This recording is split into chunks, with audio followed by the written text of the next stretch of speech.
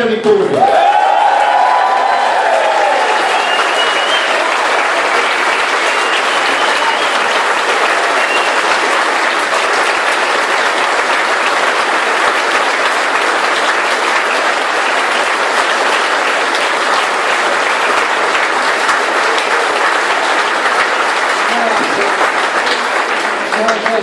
Thank you very much for inviting me here today to speak at Stop the War Coalition. It's not the first time I've addressed the Stop the War Coalition event.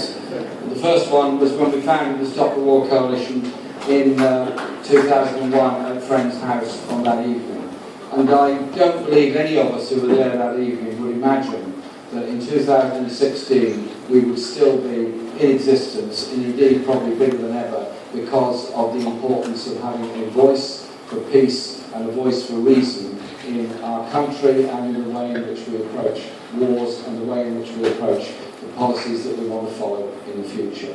And so I want to say thank you to all those that have been so active for so long in standing up for a world of peace rather than the idea that you solve every problem around the world by sending troops and bombers in to bring about a peace.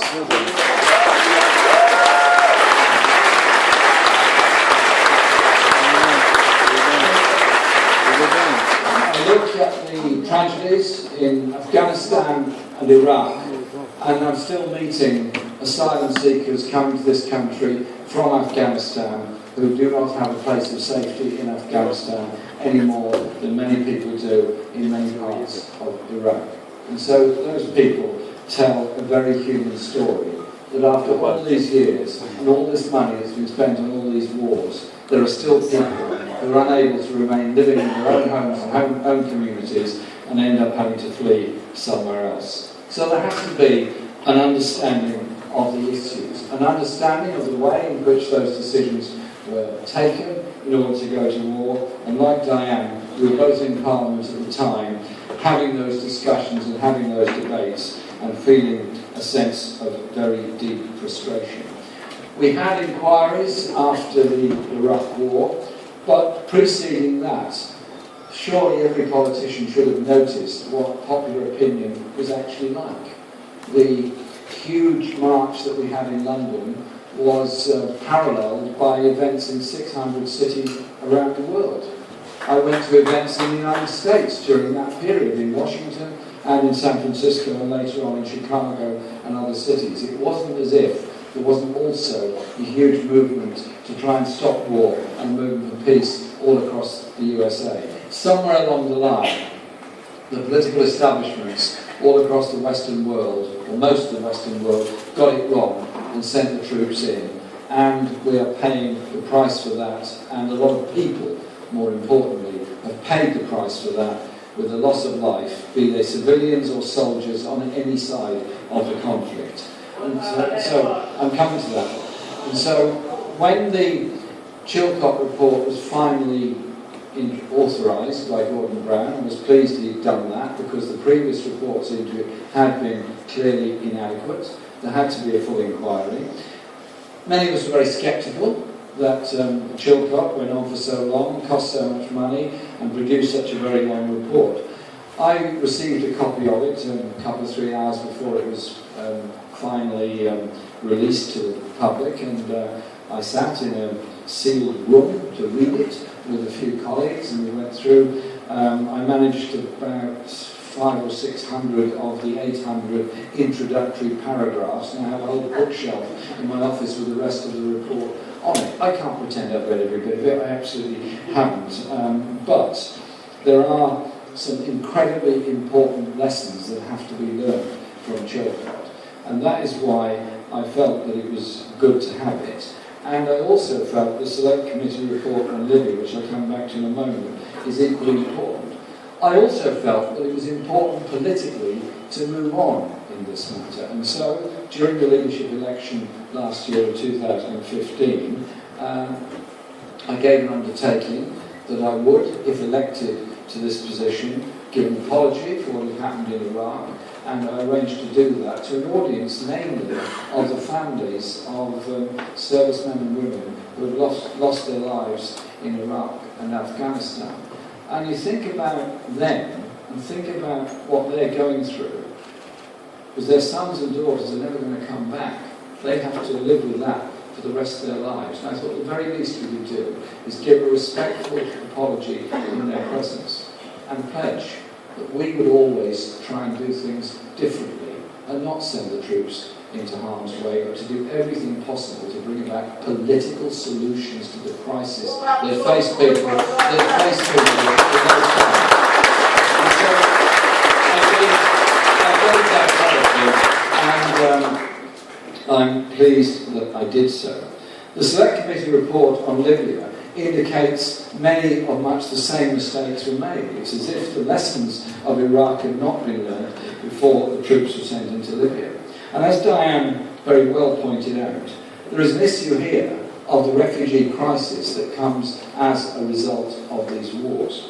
The refugee crisis that is a global crisis. There are more displaced people on this planet now than there have ever been at any time in recorded history.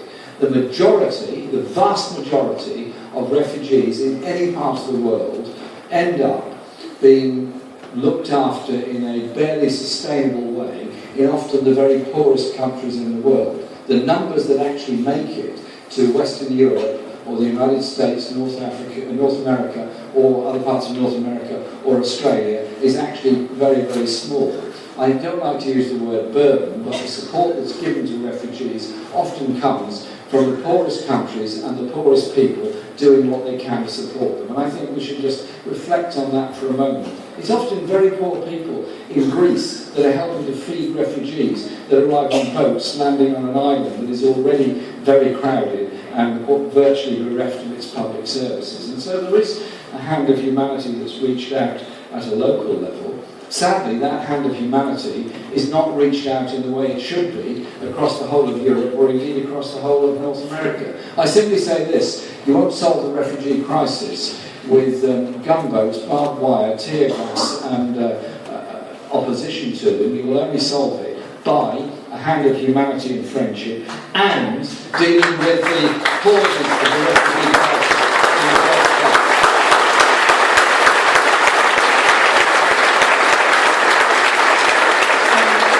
Those of us that have opposed the wars in Afghanistan, opposed the war in Iraq, opposed the military involvement in Libya, or indeed the proposals for Britain to undertake bombing campaigns in Syria, never did so from the point of view of approval of the status quo or the regime that was there.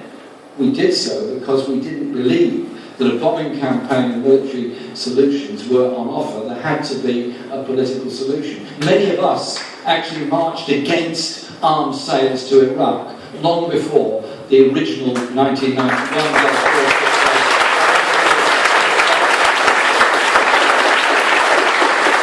And the crisis in Syria is, of course, the main source of the refugee crisis at the present time.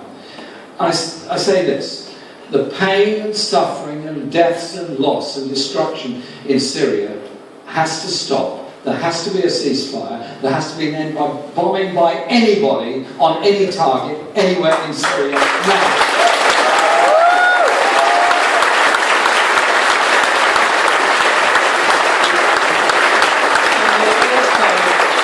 Investigation into who ordered the bombing, what the targets were, and in particular if international law has been broken by any of those people doing it. But there has to be a political solution in Syria. It is not going to be achieved by more bombing and more arms flowing in. Therefore, Geneva 2 has to be reconvened. There has to be... I understand what you're saying, but I try to put it this way. Geneva has to be reconvened. There has to be a peace process to bring about a political solution in Syria as quickly as possible. So that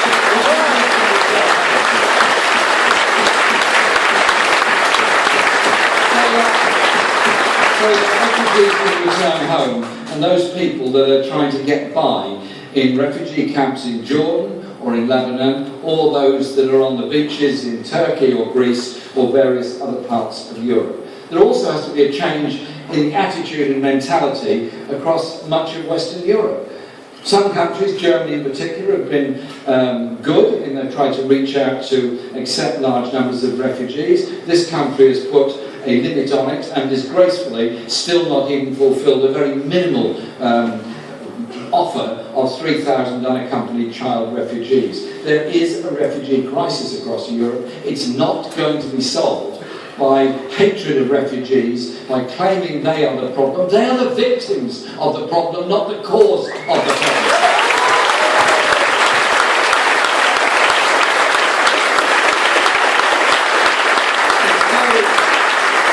When I visited the refugee camps in Calais and Dunkirk, what I saw there was people that were utterly desperate and had made incredible journeys in order to get to a place of safety. At a different time, a different generation, books would be written about the heroism of those families that have managed to get through impossible odds in order to get to a place of limited safety, namely a pretty fetid refugee camp in Calais.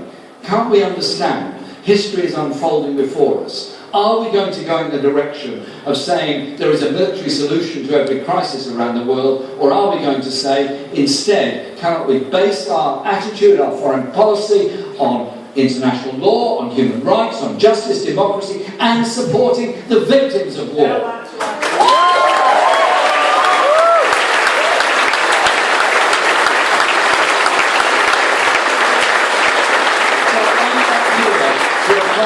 For any group in Syria, I want a political solution as quickly as possible, and that is what we're trying to say here today. What I would also say is that one of the lessons of the crisis is also to look at the war that's going on currently in Yemen and the bombing that's taking place in Yemen. Then ask yourself some rather difficult questions. Where did those weapons come from that are being used in order to bomb Yemen at the present time? And when it comes to it, that an all-party House of Commons Select Committee, including Conservatives and people who have historically supported some, if not all, of the military interventions, say that it's time for this country to suspend its arms sales that are being used to bomb Yemen, surely there is a bit of a turning point in a political thought process. I think we should suspend those arms sales in order to end the violence.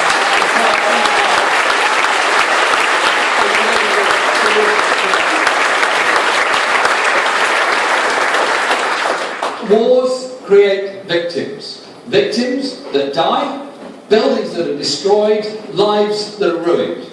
They last for a very long time. There are still problems of depleted uranium that was used during the Gulf War in 1991 in southern Iraq. The consequences of war goes on for very many generations, and the bitterness and hatred goes on for a very long time.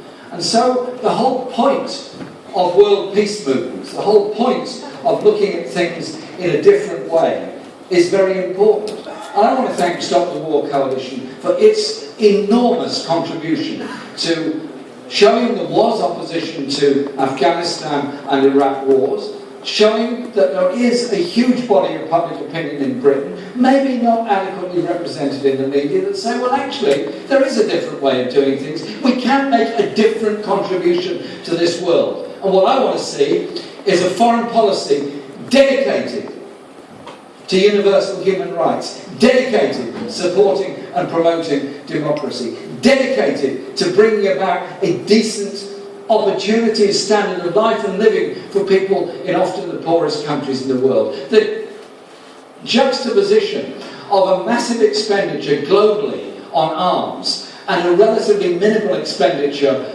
on clean water, sanitation, housing, farming, and all the other things that matters, and not doing enough about climate change and global weather pattern changes which have such a massive impact. Those are the issues we should be concentrating on. A political solution, a human rights solution, a democratic solution, a development solution. Otherwise, we're going to descend into what war next, in what country next. Our purpose surely is that we're actually united on all of those issues. United about the kind of world we want to live in, and united in understanding there are people all over the world that actually have very similar ideas and wishes. But 2 weeks ago, or less than that, the Conservative Party conference decided the big problem facing Britain was actually registering everybody of foreign birth and where they work. We cannot descend into a society based on suspicion and xenophobia and all the racism that comes from it. Societies that come together, multicultural societies that come together, wanting peace, wanting justice, wanting social justice and opportunities for all, are societies that do well. Societies that go in the other direction of dividing people by xenophobia, by racism, don't achieve very much, because when you've ended up with all the blame culture and all the blaming of every foreigner that happens to be here, you haven't actually solved any of those problems, either here or anywhere else in the world. The only solution is people coming together. The only solution is a path to peace. The only solution to a path to peace is dedicating yourself to the path to peace from the very beginning and condemning those that try and take things in a different direction. I was elected leader of the Labour Party because there was a massive upsurge of opinion within the Labour Party and the Labour movement that politics could and should be done differently, that people's voices should be heard. We should have real democracy both within our movement but also within our parliament, so there is a War Powers Act, there is a proper consideration of every deployment before it actually takes place. It is fundamentally a democratic argument. Stop the War Movement, Campaign for Nuclear Disarmament, all the many different peace organisations that have come together, most of whom are represented in this room here today, certainly understand that. Theirs surely is the voice of hope. Theirs surely is the voice of peace. Theirs surely is the voice that can bring about the solution to the terrible problems that this world faces, and the victims who face it, either by death through bombing by somebody, or by destitution and poverty and sometimes death from starvation in refugee camps around the world. It's our responsibility, in a world of plenty, to make sure there is peace, and make sure that plenty is shared, not taken for a minority who benefit so much from it at the expense of the rest of us. Thank you for all you do for peace. Thank you for all you